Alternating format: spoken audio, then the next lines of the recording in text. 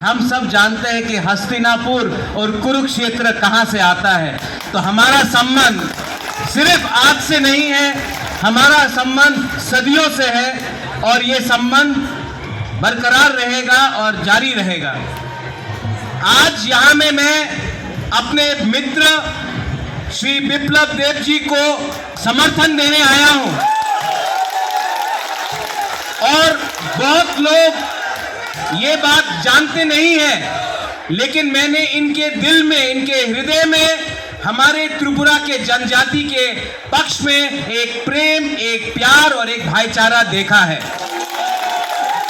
तो आज मैं भाजपा का नहीं हूं, लेकिन मैं दिल से अपने सब जनजातियों को और त्रिपुरा के लोगों को एक बात बोलना चाहता हूं।